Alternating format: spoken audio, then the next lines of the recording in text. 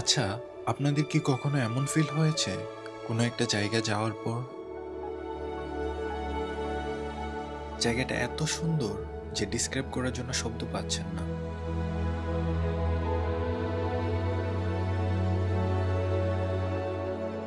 চোখে যা দেখছেন মনকে তা বোঝাতে পারছেন না।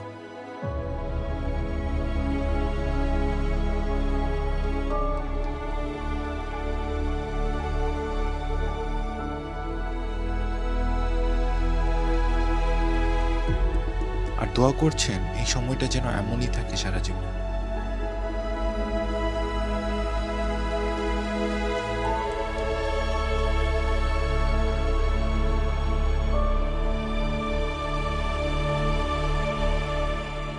নাকি এমনটা শুধু আমাদেরই ফিল হয়েছে?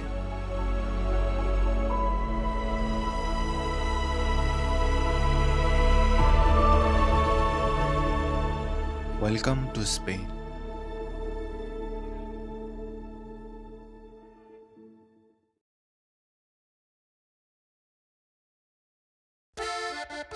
জানি না কেন আমার কাছে প্লেনের সব থেকে এক্সাইটিং পার্ট মনে হয় টেক অফের সময়টা। আমাদের জার্নি শুরু লন্ডন গেটউইক এয়ারপোর্ট থেকে। আজকে আমাদের গন্তব্য স্পেনের সব থেকে বড় আর সুন্দর আইল্যান্ড মায়োরকা।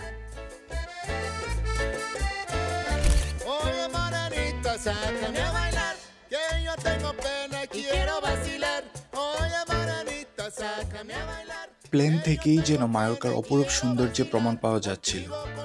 পাহাড় আর বিচের মিশ্রণে তৈরি এক অসাধারণ আইল্যান্ড।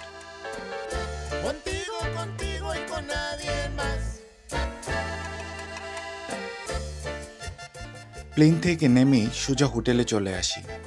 আমাদের হোটেলের নাম ছিল এলবা সানসেট। হোটেলটি চুজ করার পিছনে একটি বিশেষ কারণ ছিল, যা একটু পরেই বুঝতে পারবেন।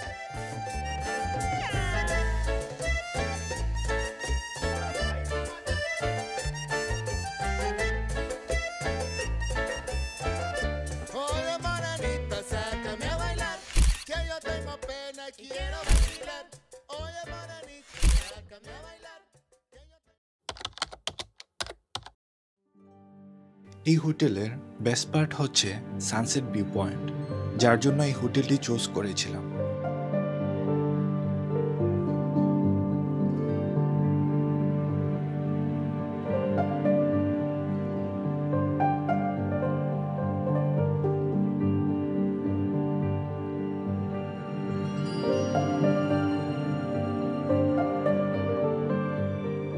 সত্যি বলতে এত ভালো লাগছিল যে মনে হচ্ছিল এইটুকুতেই এই ট্যুর সার্থক হয়ে গেছে। তার উপর যদি বলি আমার দেখা সব থেকে সুন্দর সানসেট এইটি, হয়তো ভুল হবে না।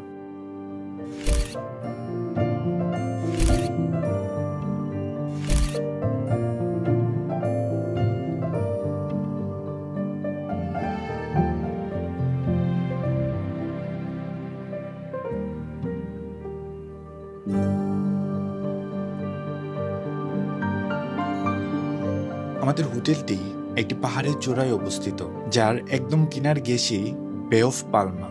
আর এই বে অফ পালমা মূলত মেডিটেরিয়ান সি এর সাথে যুক্ত।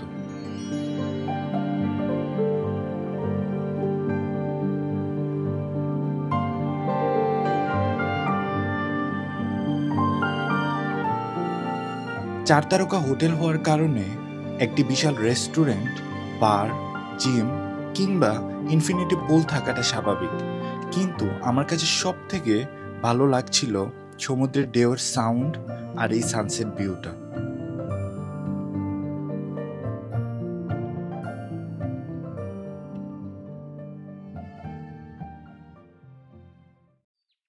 পরদিন আমাদের গন্তব্য কালাপি, কিন্তু হোটেল থেকে বের হয়েই আমরা অবাক। আমাদের ধারণা ছিল অফ সিজন হওয়ার কারণে মানুষ কম হবে, কিন্তু সত্যি বলতে কোনো মানুষই দেখছিলাম না। মনে হচ্ছিল আমরা কোনো এক অ্যাবান্ডেন্ড সিটিতে। দেখি কি বিলিভ হয়, সামারে এখানে মানুষের জন্য পা ফেলার জায়গা থাকে না।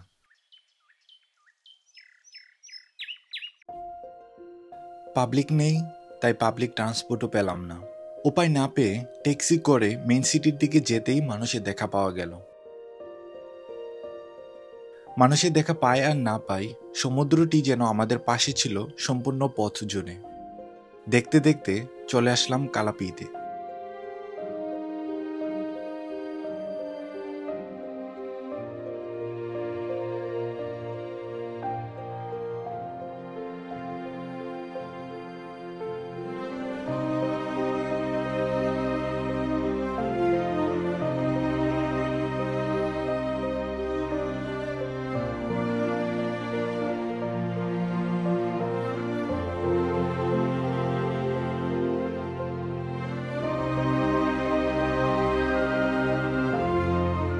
দুই পাশে পাহাড়ের ক্লিফ আর মাঝে অসম্ভব সুন্দর একটি বিচ। আর এই বিচটি একটু রুরাল সাইডে অবস্থিত। আমাদের হোটেল থেকে কার দিয়ে যেতে 1 ঘন্টার একটু বেশি সময় লেগে গিয়েছিল।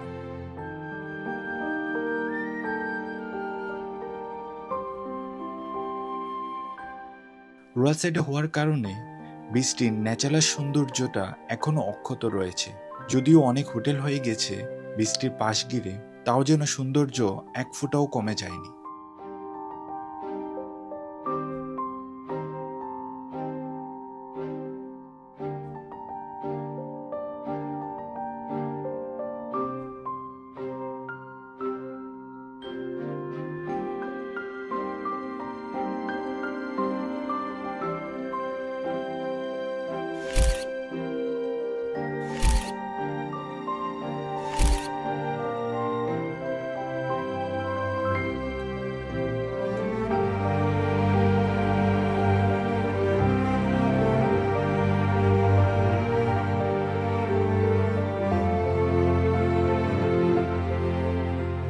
খুব ইচ্ছে করছিল পানিতে একটু নামি, কিন্তু অসম্ভব ঠান্ডা থাকার কারণে সাহস করতে পারছিলাম না। উইন্টারে ট্রাভেল করার এটি একটু অসুবিধা, কিন্তু সুবিধা হচ্ছে সামারের মতো এত মানুষের ভিড়ও থাকে না। আর পানিটির কথা কি বলবো, এত পরিষ্কার যে অনেক গভীর হওয়ার পরও একদম নিচ পর্যন্ত দেখা যাচ্ছিল। আর পানির নীল রং বৃষ্টির সৌন্দর্য 1000 গুণে বাড়িয়ে দিচ্ছিল। সাহস করে ক্লিফটির পাশ দিয়ে একটু সামনে আগায়। যদিও কিছু কিছু জায়গাতে অনেক নেরো হয়ে যাচ্ছিল রাস্তাটা, তাও ভয় ভয়ে সামনে যেতেই পায় অসম্ভব সুন্দর একটি ভিউ পয়েন্ট। আর ওইখান থেকে বীচটিকে আরো সুন্দর লাগছিল।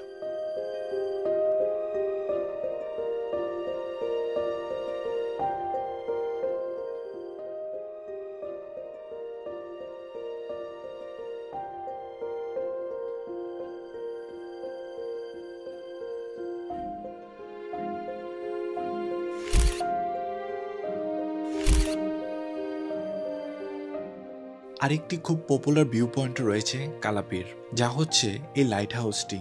লাইট হাউসটির হিস্ট্রি নিয়ে কোনো আইডিয়া নেই, তবে যেদিকে চোখ যাচ্ছিল ফ্রেমবন্দি করার মতো সুন্দর সবকিছু।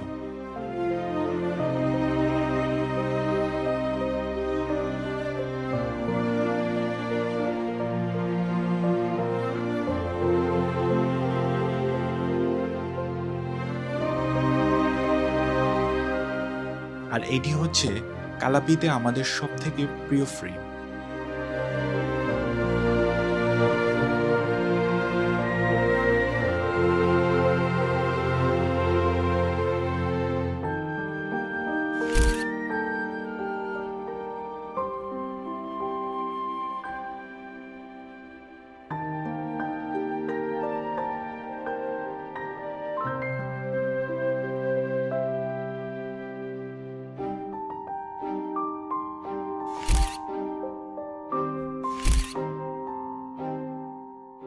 অনেকক্ষণ আমরা একসাথে বসে সমুদ্র দেখছিলাম।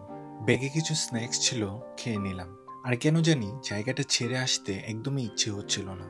জানতাম যে পাবলিক ট্রান্সপোর্ট না থাকায় আমাদের আবার ট্যাক্সি করতে হবে, আর ট্যাক্সি পাবো কিনা তারও ঠিক নেই। তবুও যেন এই জায়গাটা ছেড়ে আসতে মন মানছিল না।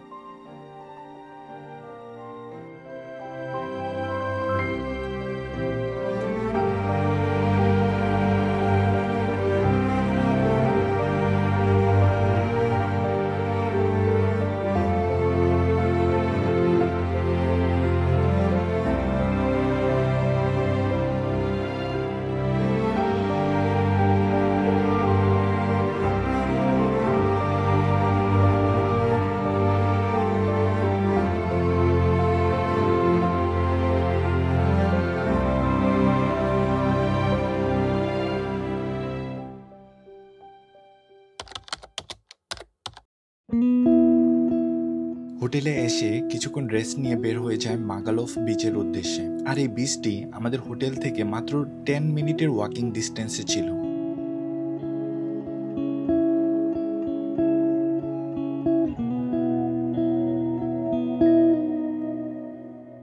কালাপি থেকে এসে যদিও আমরা অনেক টায়ার্ড হয়ে গিয়েছিলাম, তবুও সানসেটটা মিস করতে চাচ্ছিলাম না।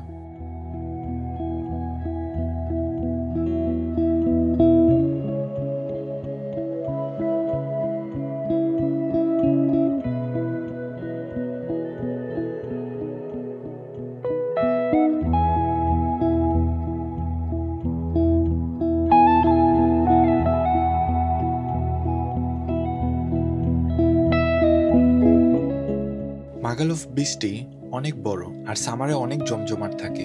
উইন্টার দেখে তেমন কোনো মানুষই ছিল না, হাতে গোনা কয়েকজন। নীল পানি আর ঢেউয়ের শব্দ, মন ভালো করতে আর কি লাগে।